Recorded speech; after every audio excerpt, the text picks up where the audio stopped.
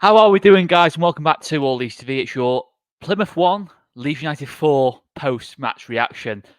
Yeah, let's get into this one, guys. Quite late at night, but let's get into this post-match reaction. Leeds United are into the next round of the FA Cup. We didn't make it quite as easy as what the scoreline would suggest, and it was the small matter of extra time, but we got there in the end. Thanks in no small part to what is now got to be acknowledged as an incredible front line. We do, listen, even before this game started, we know we've got an incredible front line and forward talent at this football club at this moment in time. And of course, as always, I've made notes of the game and go through those notes. Little, general thoughts of the game. Somerville, Rutter, Nonto. That is top level talent at this level. I think most teams at this level would take one of those players. We've got three players of that caliber.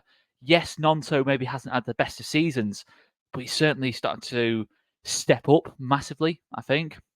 I think you've seen that confidence element to his game. He's back again. That playing with no fear. It feels like now. I'm not necessarily saying he was playing with fear before, but he does feel like he's gone up that next gear for me, back to what he was last season. The first bit of last season, and Somerville and Rutter have been absolutely outstanding all season. And the contenders for the best players in this league. So there's no doubt about that. That there's huge chance at this football club, particularly in those forward areas.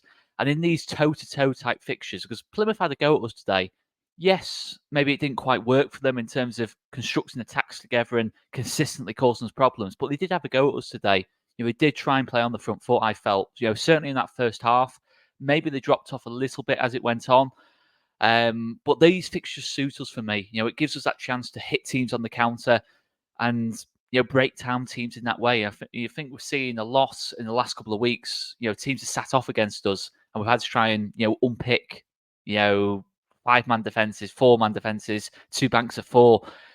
It's been very that kind of rhymed a little bit, that didn't it? But that kind of thing, it's been quite difficult to break down those kind of teams. But when teams play a little bit more openly, leave that little bit more space in behind, Somerville, Rutter, Nonto are going to really hurt these teams for me. Just see where I am up to on my notes here. But yeah, I have to mention Somerville and Rutter. That massively was decisive. I think in terms of the quality difference, it went up another gear in terms of the difference between the two teams in that regard. I think obviously in the first, 90 minutes or so, you saw we were the better team in terms of individual quality. But when Somerville and Rutter come on, it just goes up on another level for me. That's Premier League level footballers coming onto the pitch, no question about it. And they did make the telling differences, didn't they? So let's go for the goals. Nonto, absolutely outstanding strike. That ball striking that he showed in the first bit of last season, we haven't really seen, at all this season in terms of when he's had the chances to score, he hasn't really took them. Or he hasn't really hit the ball anywhere near as cleanly as what he did in that chance. And it wasn't really a chance. It was a half chance on the outside of the box, and it's a stunning finish. Keeper's got absolutely no chance, and that's the best of Nonto. One thing to add, though, is a notice that both of Nonto's goals in the last sort of 4 days or so have both come from that left-hand side. I'm not one of these people that believes that Nonto can't perform on the right, because I thought he was brilliant on the right-hand side today. I thought he caused, Plymouth's left back Plymouth's wing back, all sorts of problems today on that right-hand side. But on that left-hand side, it feels like where the telling contributions come from. We can cut inside on that right foot and get into goal-scoring positions. I think those situations come from him being on the left. I don't think he gets those type of situations from the right. I think those situations open themselves a lot more, for a right-footed player playing on the left than it does on the right-hand side. It's just natural. It's much easier to cut in on your right foot, from the opposite side. We see it with Somerville as well, really, and Anthony as well. So, yeah, that's something definitely to consider. I personally am not one of these people that believes we should move Crescencio Somerville from his left-hand side to the right to allow Nonto to play on the left, because Somerville's output from that left-hand side is absolutely outstanding. But it is something to consider. It is something to think about, whether you want to swap sides during the game. Nonto does look more of a goal-scoring threat from the left-hand side, but he's still a massive threat from the right-hand side. So it is something just to point out, I feel. We don't defend the equaliser well at all. Poor defending on the set piece. And that's maybe the one thing to look at with this Leeds team at this moment in time is, bizarrely, we're not defending set pieces well. Considering you've got people like Joe Roden at the back now, Liam Cooper in there. For me, we should be defending that situation better. It wasn't necessarily down to either of those two players, but it's a situation we don't defend well at all. We let 2 players go, basically, and play a 1-2 to each other in our 6-yard box. So it's massively frustrating in that sense. And really, I thought we managed the game pretty well today, despite it going to extra time. I thought we managed it pretty well. When we went 1-0 up, Plymouth's only chance was on that set piece, and we switched off for that one moment. But really, we should have seen it through in the first 90 minutes or so for me. But obviously, second half of extra time, we really start to cruise then at that point and playing some fantastic free-flowing football in that 30 minutes of extra time. Of course, in terms of fitness levels and general fatigue, it's a bit of a concern that it went to extra time today. Obviously Plymouth, Rotherham on Saturday. How much that affects us, who knows? But I do think Daniel Farker judged the subs just right. In terms of, I don't think anyone's played too many ridiculous minutes today. In terms of they've really put a lot of strain on themselves. I don't think, but we'll see. We'll see. It could be famous last words that, but definitely, Archie Gray coming on, Rutter, Somerville I've already alluded to, and Patrick Bamford coming on massively helped us. I think we looked a lot more complete, and I think that's to be expected. In these cup games, I don't really look at the performance too much. I think it's just about getting the job done. You're going to have a lot of changes, particularly, away from home against, a team that doesn't have our level of quality, if we're being honest. You're going to see a lot of changes, and with that, it's not going to flow as well. At the back, there was changes. We saw at times Cooper and Rodon maybe didn't work particularly well as a pairing at times. I think it got better as the game went on and did okay overall.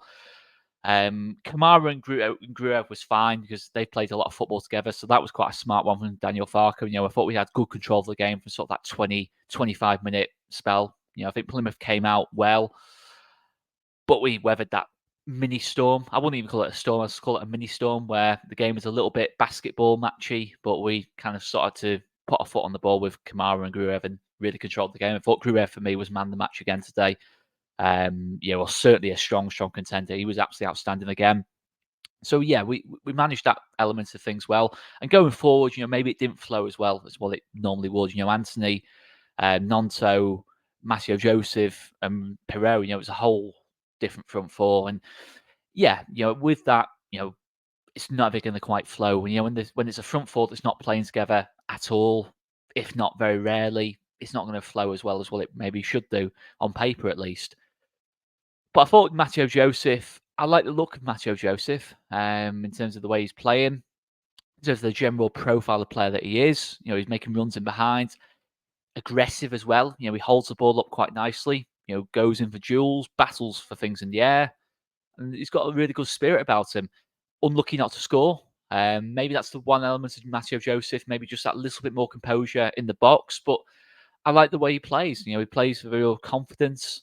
Didn't let the chances or maybe the loose touches affect him. He still showed that confidence to get himself into goal scoring positions. So I do like the look of Matteo Joseph. Could he be an option for us off the bench? Who knows? Joel Perreault. Listen, Joel Perreault. I think the thing to mention here is Joel Perreault is playing similarly to what he did at Swansea in terms of style. In terms of overall performance, of course, he was playing much better at Swansea than what he is at Leeds. But in terms of overall style, he's never been the most easy on the eye footballer in terms of being someone like a Somerville or Rutter. And I think the fact when you've got a Somerville, Rutter, and Nonto in the team, it kind of highlights Perreault a little bit more. In the fact that you got two ridiculously skillful players at this level, Nonto as well, of course, and then Perreault is a different kind of profile in that kind of sense.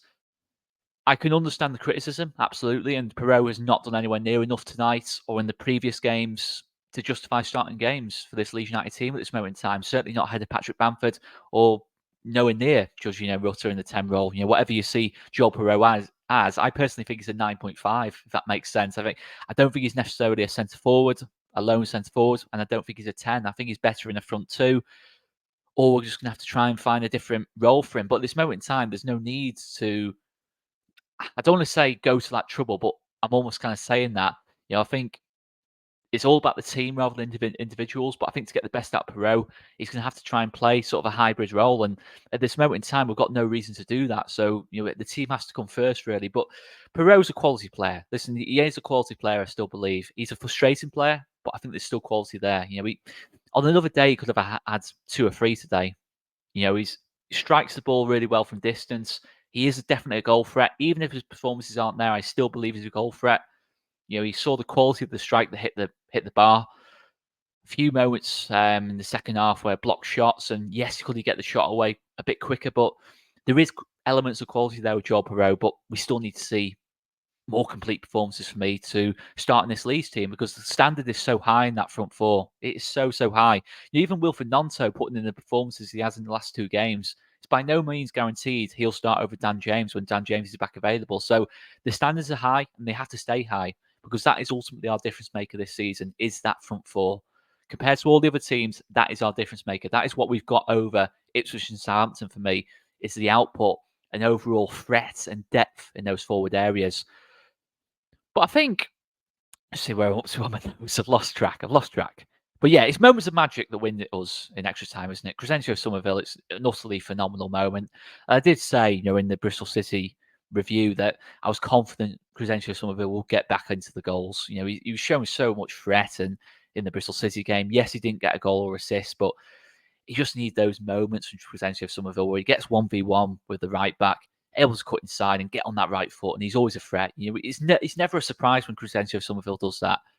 Big moment in the third goal as well to Jorginho Rutter. It's maybe not the cleanest of strikes in Jorginho Rutter, and maybe that's the element of his game he needs to work on. If you could kind of give Jorginho Rutter Perreault's ball striking, you'd have an utterly phenomenal player. A finisher. Perreault's finishing combined with Rutter's skill, you'd have the best player in the league by quite a distance, really. But it is what it is. Everyone's got different attributes in this Leeds team. Yeah, I've mentioned about the disruption with the changes, but ultimately, the fundamentals of this Leeds team are good. We're good in both boxes, both defensively and going forward, and we've got good control of games in the midfield. So those 3 fundamentals are going to take us far this season for me. In these last sort of 17 games in the league, these cup games potentially, if we can get a cup run together, who knows? It's unlikely, let's be honest, in terms of the odds are against us. But we'll see. You've got to give it a go. We've got to be go into these games with total belief, and there's no reason to not have total belief. It is unlikely in terms of the gulf to the Premier League is huge. When we are going to face a Premier League team, either Villa or Chelsea, but Chelsea away, if it is Chelsea get through, it probably is going to be Villa. But if it's Chelsea, who knows? Villa have shown a few weaknesses as well in recent weeks. How strong will they go? Who knows? I've got myself excited now, haven't I? I've taught myself out of trying to downplay a chance of a cup run, but who knows? Let's see what we can do. But it's just good to keep the momentum going. You don't want to go into extra time at all, really, but you certainly don't want to go into extra time and lose the game. That would be an absolute hammer blow for us. So the way we managed that second half extra time with an almost full strength 11, it was quite encouraging in that kind of sense. I'll give Plymouth credit. They had a go. I like the way Plymouth play. I like the team they put together. Morgan Whittaker, Ballymumba especially really stand out to me. Hardy. And they've lost players as well in January as well. In terms of Finazaz, sorry. So you got, and obviously the manager, Stephen Schumacher, and it still feels like the same kind of way they play. And I like the way they play. It's on the front foot, and I think they will definitely stay up this season. I think they're a good side, Plymouth, and it's definitely a good win. And we're obviously going there, in 10 days' time away from home. It's going to be a super difficult game, and I don't look forward to that one at all. It's just one where get the 3 points and get out of there, basically, because they're going to create chances against you. And credit to them, they did cause us some problems, but ultimately, after that sort of 20, 25 minute spell in the first sort of half, I thought, I can't even call it a spell, where Plymouth, did cause us some problems. Super defending from Sam Barron on that back post. But I thought we handled it well today. I thought we did a good job of it. And yeah, I thought we did a good job in the first game. Really, it was just one moment of madness defensively, and Plymouth, got a draw out of it. But we were pretty dominant in that first game, really. But today we made it count when Somerville and Rutter converted those chances into goals, and that's what all you ask for, really.